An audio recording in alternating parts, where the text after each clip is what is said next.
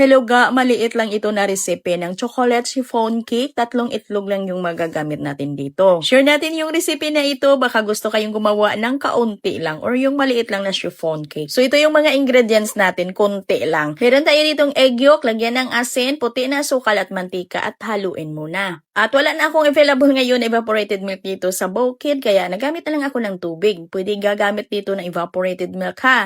At pag natunaw na yung ating mga dry ingredients, ay salain na yun natin yung ating cake flour at lagyan na ng baking powder. Maglagay ng chocolate flavor at haluin ng mabuti yung mixture at isit aside muna. So dito naman tayo sa mirang, meron tayo ditong egg whites, lagyan ko lang ito ng baking powder. Wala tayong cream of tartar eh. Batihin at pag nag-create na ng medyo makinis na bubbles yung egg whites, ay ilagay ng paunti-unti yung asukal at pagkatapos ay batihin lang ito ng mga ilan lang na minuto. Pag naubos nang nailagay lahat yung asukal hanggang sa maging medium stiff peaks yung ating mirang. At ihalo lang natin dito sa ating cake batter mixture ng 2 part lang. Balihatiin lang muna natin yung ating mirang. Haluin lang ito ng padahan-dahan, huwag lang itong ma-over mixing ha. Yung hulmahan natin ay may sizes ito na 6x3 inches at nilagyan ko lang huya ng parchment paper. At isa lang na agad at kailangan ay mainit na yung oven. Ito mainit na yung aking oven at katamtaman or mahina lang yung apoy dito ha kasi maliit lang naman ito. At tayo yung magtansya dito sa apoy at sa minuto kung ilang oras natin ito lutuin. O diba? Kahit nasa bundok tayo makagawa na tayo ng masarap na cake.